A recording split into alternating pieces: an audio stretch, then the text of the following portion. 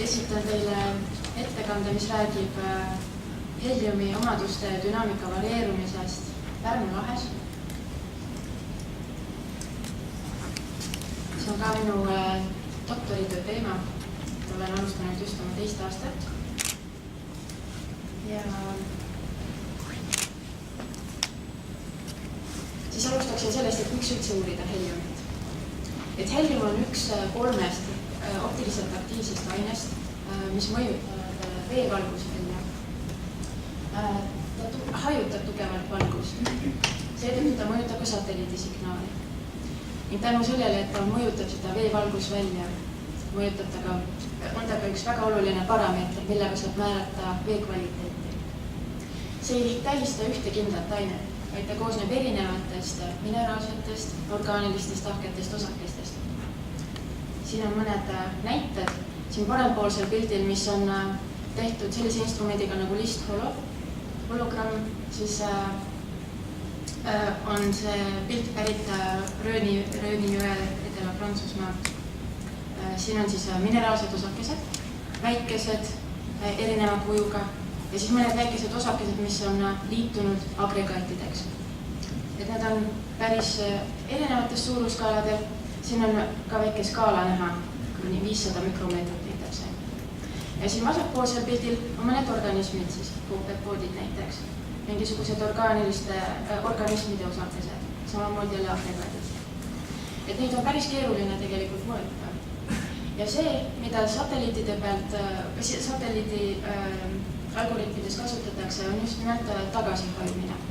Kuna sedagi on väga raske mõõta, tänu sellele, et instrument selle täieliku spektraalseks mõõtmiseks napib, siis kasutavad teadlased tagasihajumise ja hajumise suhet VB jagatud T-ga.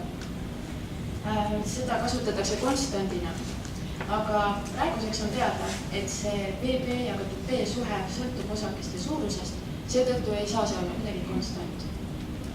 Ja üks huvitav asi on veel see, et heliumi omadusi Eestis veel ei ole nii detailselt uuritud, et siis on päris palju tööd sellega. Mina uurin heliumit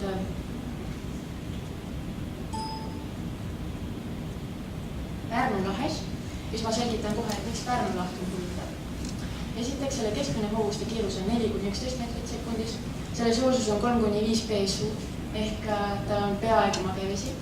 Keskmine sügavus on 3,8 meetrit, suurim sügavus 8 meetrit.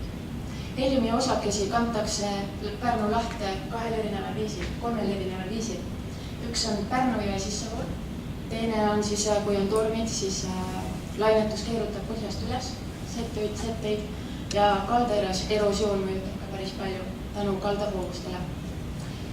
Pärnu laht on mõjutatud 40 000 elanikuga Pärnu linnas ja selle vee kvaliteet samuti.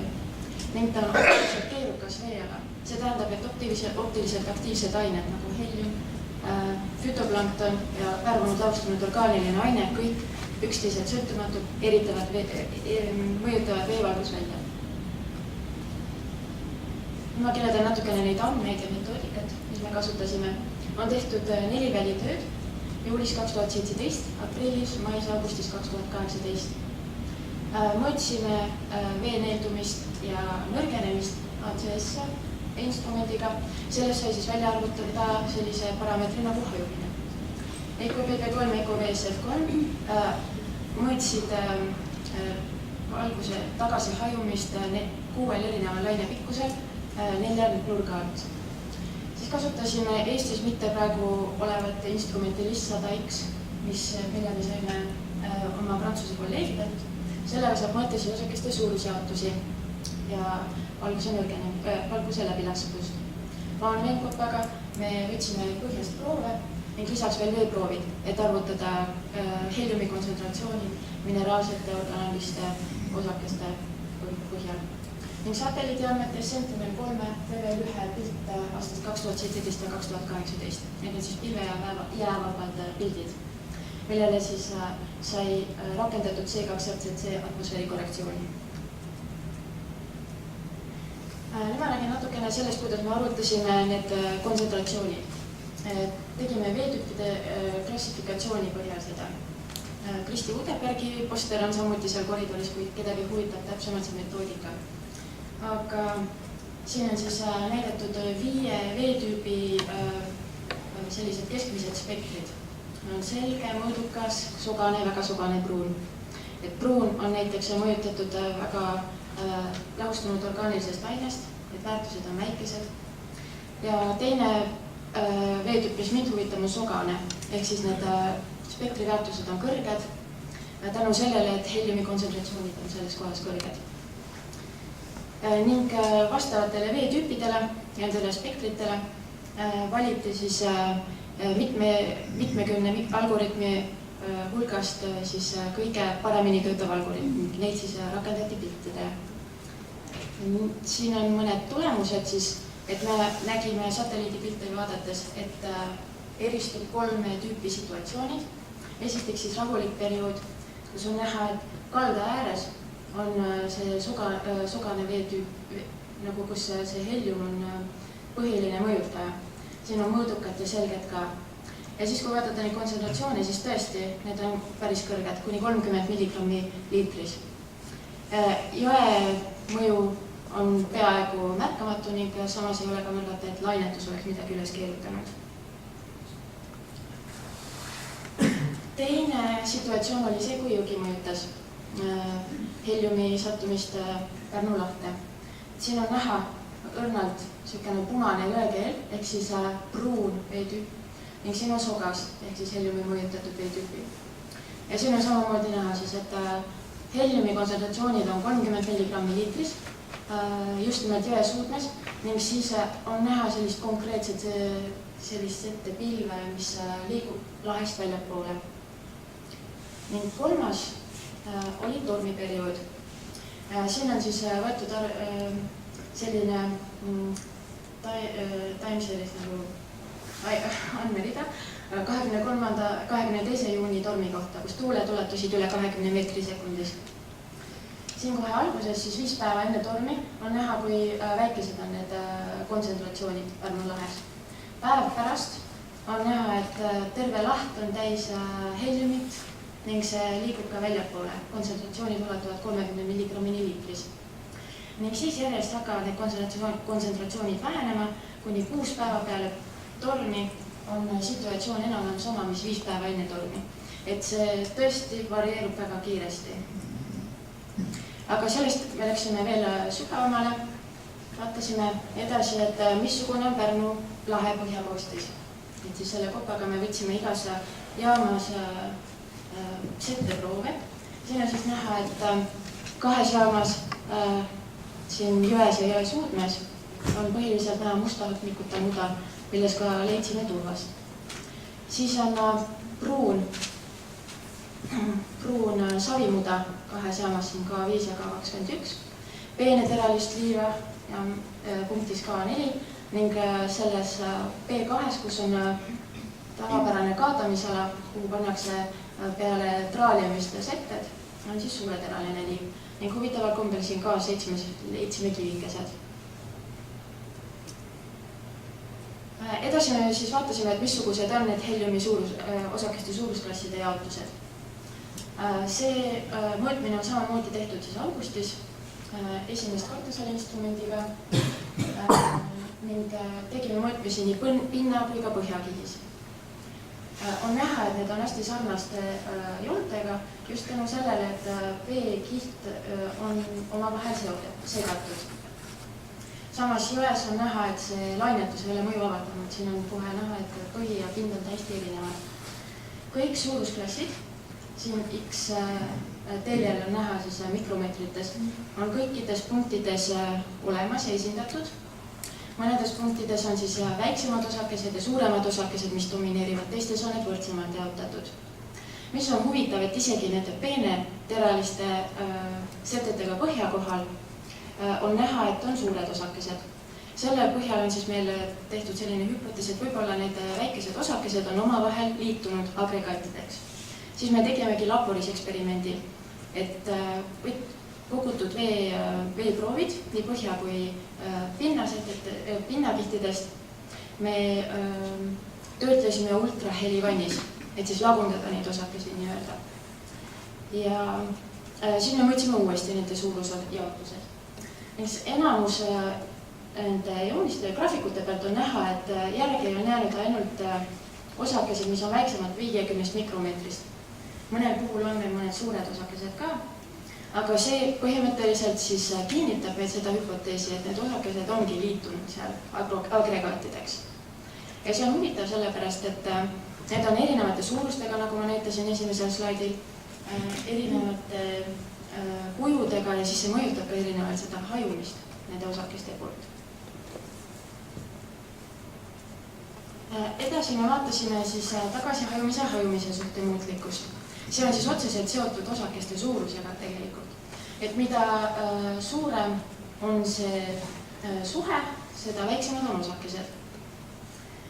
Siin on siis 3 erineva välitöö andmed ja on näha, kui väga nad on spektraalselt nagu lainepikustundlikud ja nad muutuvad iga lainepikkusel. Ja samas on näha, et ühes jaamas erinevatel aastaaegadel on need tulemused samuti erinevad, nagu siin Jõesuutmäes näiteks, et päris suured vahed on. Ja samamoodi on nende osakeste suurusjaotustega nagu teiste nagu kõrvuti asuvates jaamades, aga sama välitöö jooksul. Et tõesti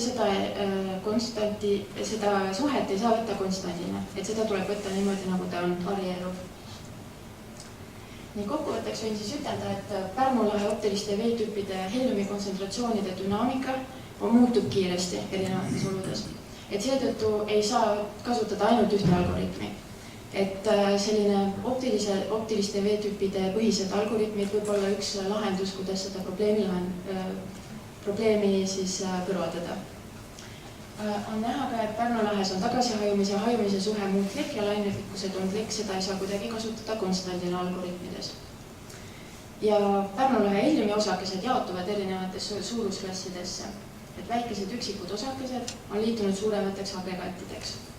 Aga seda tuleb edaspidi veel rohkem uurida, sest praeguseks on kasutatud seda instrumenti ainult ühel välitöö.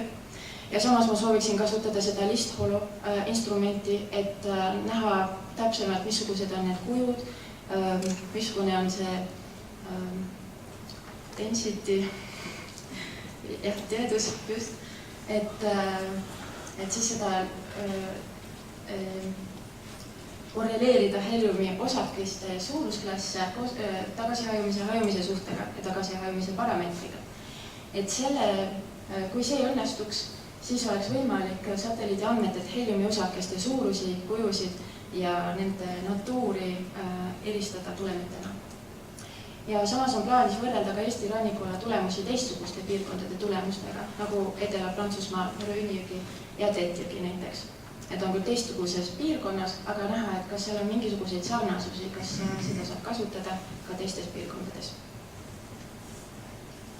Tänan tähelepanu eest.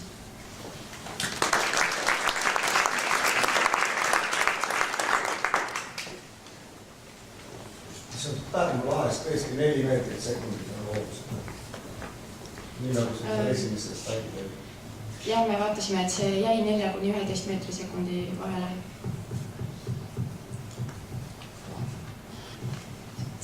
Ja, sentimeetrit sekundis. Ja, see oli meetrit. Jah, seda on just rohkem tõesti. See oli tõesti väga.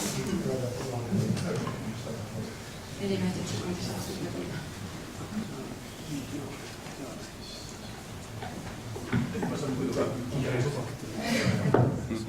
Sul oli Pärnu lahes kirjeldatud 3 olukorda. Üks oli rahulik, teine oli jõemõju ja 3. oli tormiaegne olukord.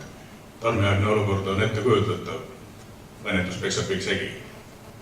Ma arvan, et kui on rahulik periood, siis Pärnu jõgi tuleb endist viisi sisse. Miks pärast seal rahulikud perioodil Pärnu jõe mõju tunda ei ole. Mis see teistmoodi on?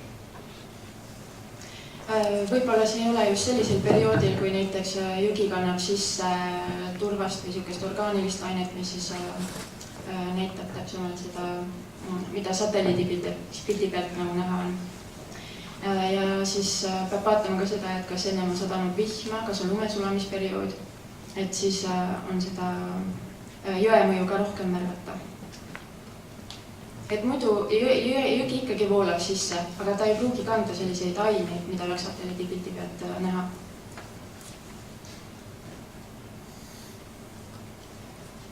Küsiks ka, kas ultraheli valmis lõhub kopepoodi kehad ära või ei tee ta seda? Sooblaukterid, kas ta lõhub ära nagu suuremad sooblaukterid? Seda ma küll ei ole vaadanud.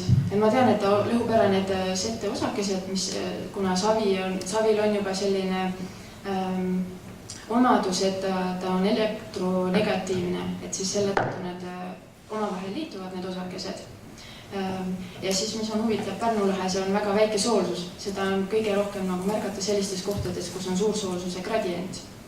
Et siis tekib see liitumine. Aga ma usun, et organisme ta ei tohiks lõhkuda, aga me ei ole päris kindel.